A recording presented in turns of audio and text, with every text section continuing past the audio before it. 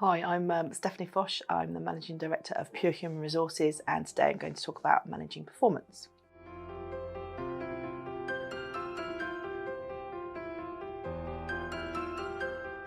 Well, it's really useful to have a job description for every job, regardless of what that job is.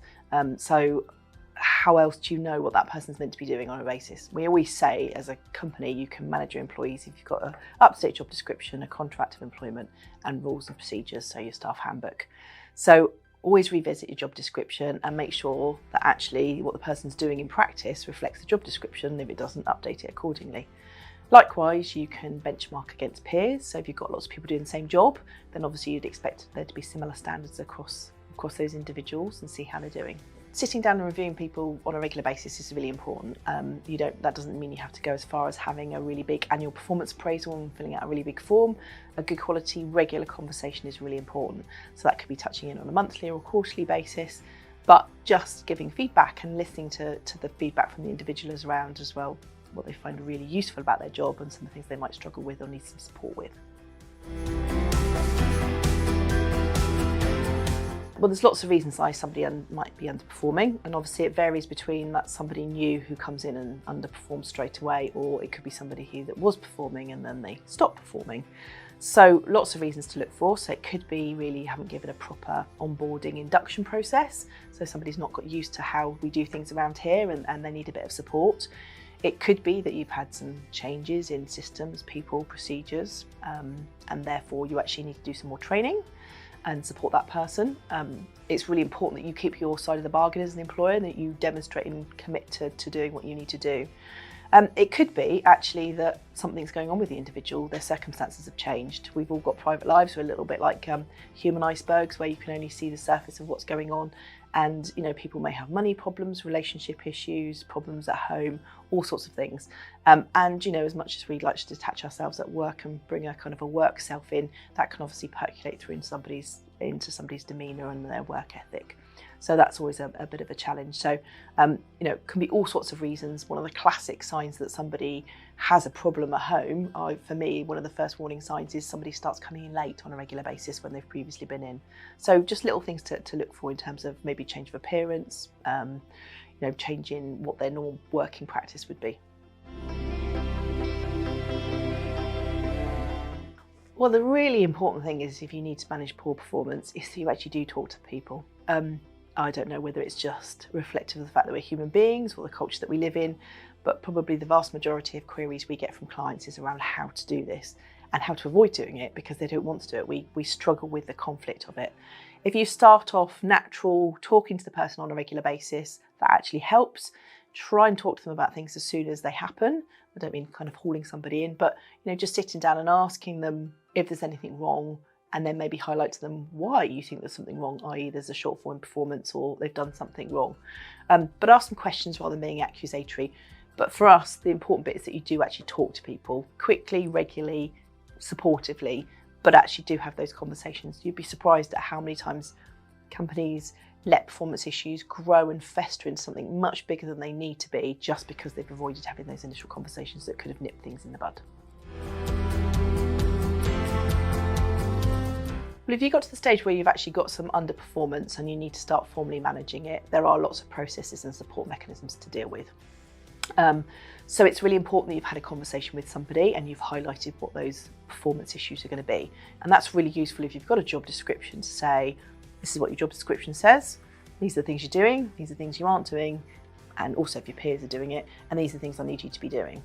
And you can facilitate that by using something like a performance improvement plan. So you can sit down with the individual and say, these are the bits of your job that you're not doing, and I'd really like you to start concentrating on doing them, and here's a time frame by which I want you to do them, and the mechanics of how I want you to do them and what I want you to achieve. And maybe sit down, draw up a one-page document, and just agree it between you of things you would like to see them improve over the next, say, 4 to 6 weeks. Performance management procedure sounds really formal, and it doesn't need to be. Ideally, as a company, regardless of your size, hopefully you'll have something called a capability procedure. You don't have to. You do have to follow the ACAS code of practice on managing people. That just requires you to have a disciplinary procedure. And ideally, you'd separate out the two and have a disciplinary procedure for conduct issues, which tends to be behaviour issues, and a capability procedure for managing underperformance.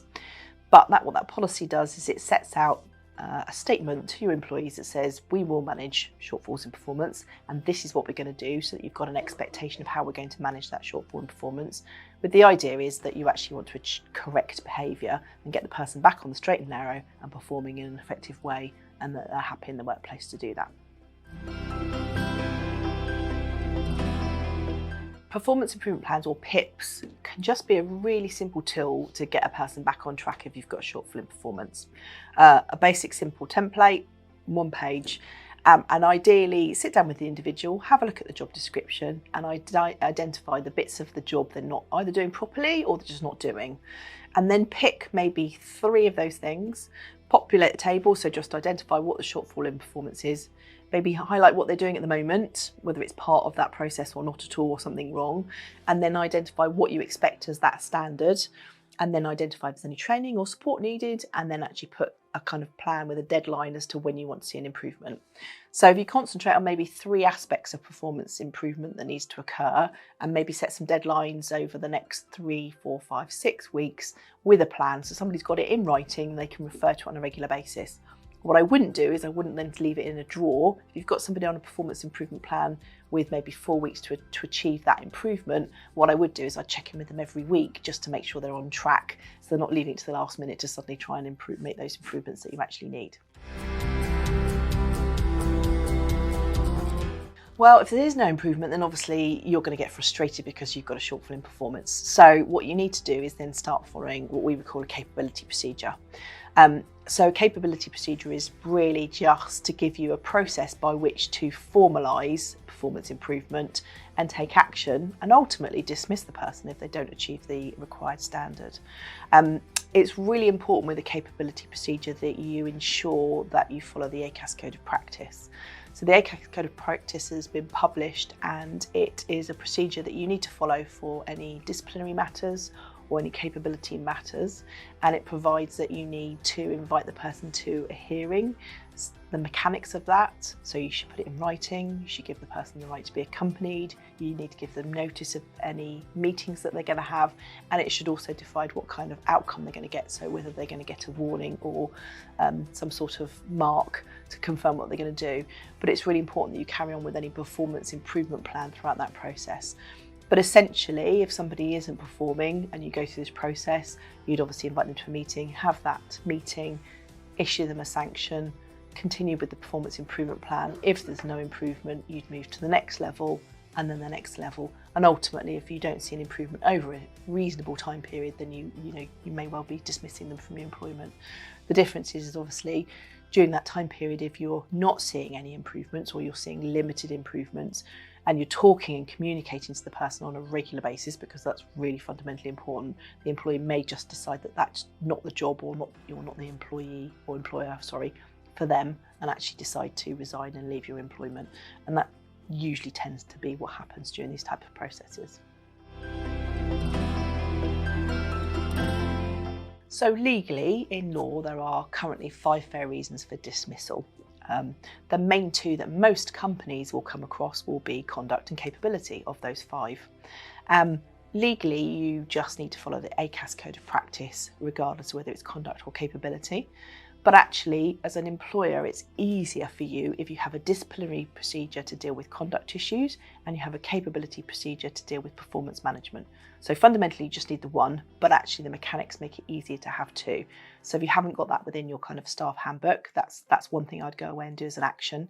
So if you've got the 2 processes, it just means you've got one way for dealing with somebody, say, who was turned up to work drunk or misbehaved, versus somebody who's maybe got a shortfall in performance, and you can just badge them and deal with them. Same sort of principles, but just a different mechanics of dealing with the process. This is probably a question we get asked a lot by clients: how long will it take to follow a full performance management process? And the answer is it really depends on the job, the individual, and the shortfall in performance. But probably not as long as people expect. I think people think it's going to take kind of 6 months plus. if you are talking to somebody on a regular basis, communicating with them, reviewing and regularly touching base around using a performance management process and keeping on top of your capability process, then actually it could be as little as sort of 8 weeks, 12 weeks. The important bit is you as the employer have to be reasonable. So you need to make sure that you have communicated, that you've given the training you need, you've given the opportunity to improve. But certainly from an employee perspective, if you're touching base regularly, you've set some objectives and they're not meeting them, then it's really important that you continue through the step-by-step process laid out in hopefully the capability procedure you now have in place. You shouldn't rush it, but at the same time, don't let it drift. And if there's one thing that probably happens on a regular basis with lots of business owners or managers within the business is they do let it drift. So they start off saying, we're going to review your performance in 3 weeks. And actually then that doesn't get put in the diary. It kind of moves a little bit. They lose the process. They have to pick it up again and they don't keep the momentum going. So keeping that process going, documenting your dates and making sure you're robust is really important. But from a practical perspective, hopefully at some point the individual is going to improve their performance, in which case you can cease the process. Alternatively, the chances are they may well jump and actually not stay within your employment because either you're not the employer or that's not the job for them. So it's very rare to actually see a full capability process all the way through and actually end up removing the individual through a dismissal at the end of the process. Managing somebody with a disability is a really frequent question, and a disability in an employment context, we would use the Equality Act to follow that definition. It's a very, very low threshold, so the chances are if you employ 10 people, you've got a number of people with a disability in your workforce. They may not necessarily associate themselves with that. But the important bit is if you do have somebody, then you obviously have an obligation as an employer to make a reasonable adjustment. And I think a lot of employers think that's going to be something really expensive, but it just could be some tweaks and balances just to facilitate that person to help them in the workplace. So the best thing is to actually ask that person about their disability and they can give you information. They're usually well informed and want to achieve. Or you may want to use the services of something like an occupational health provider. We have an outsourced provider that we use as a preferred service. And the important bit is that you, again, have a job description. So you identify what is part of that role. And then if you make a referral to an occupational health provider, you normally just ask what reasonable adjustments you need to make to the role to help facilitate that person's optimum performance at work. A good occupational health provider will write back to you and say, based on the job description, these are the reasonable adjustments we think you should make. And then you as an employer have an obligation to review these. So to go through, literally use them as a checklist, consider each of them. Now, it may be that you can't accommodate all of them because they're recommendations. You don't have to, but the important bit is that you consider them and implement any that you can take. Now, very rarely will they say you need to pay them more sick pay. They may suggest that, for instance, if you have some targets around attendance at work, that you maybe need to extend those, but it may be just quite a typical thing. So making sure the person has regular breaks, or having a screen filter, or just checking the lights, or setup of the desk, or where that person sits within an office environment or facilities they need to have if they work from home. So just really practical suggestions that you may not think about as an employer. An occupational health specialist may be able to do those sorts of things for you. And then obviously sit and review them with the individual and talk through what's practical and what helps that person and what doesn't.